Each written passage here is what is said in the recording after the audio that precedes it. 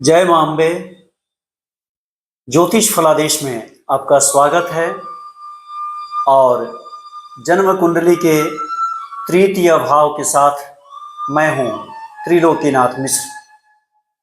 आप जानते हैं, इसके पूर्व में मैंने लग्न भाव और द्वितीय भाव का विश्लेषण किया था, और आज प्रस्तुत है तृतीय भाव से हम क्या जानते हैं, क्या देखते हैं।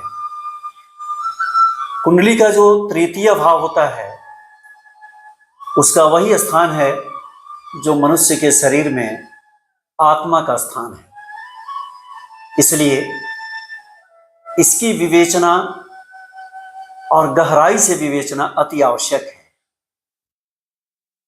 कुंडली के तृतीय भाव में हम यह जानते हैं कि मनुष्य का पराक्रम क्या है। उसको पराक्रम भाव के नाम से भी हम जानते हैं। जातक के भाई बंधु, गोतिया, वर्ण, जाति, फिर इनके साथ परस्पर संबंध, इन सारी बातों का विश्लेषण हम कुंडली के तृतीय भाव से करते हैं। और तृतीय भाव में जो ग्रह बैठा रहता है, उसकी सीधी दृष्टि, प्रत्यक्ष दृष्टि कुंडली के भाग्य भाव अर्थात नवम भाव पर पड़ती है। तो हम भाग्य की विवेचना भी जब हम करते हैं तो उसमें तृतीय भाव का सहयोग हमें प्राप्त होता है। इसके साथ ही व्यक्ति की दृष्टि, नेत्र, कान, ये गला, गर्दन, इन सब की बनावट और इनमें उत्पन्न विकारों का विश्लेषण, वर्णन हम इसी भाव से करते हैं।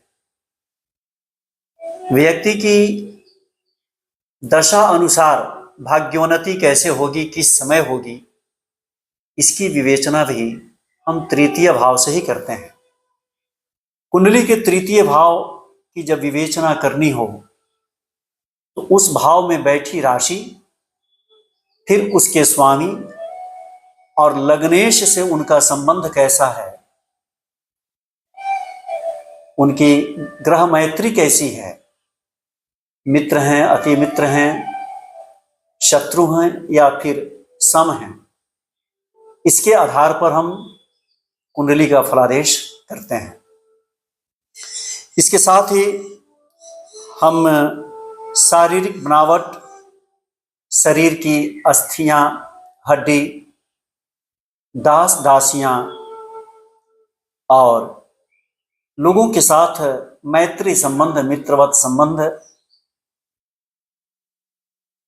हमारे जो मित्र होंगे वे कितना समर्पित होंगे, और फिर समाज में हमारी भूमिका क्या होगी, इन सभी बातों की विवेचना हम कुंडली के तृतीय भाव से ही करते हैं।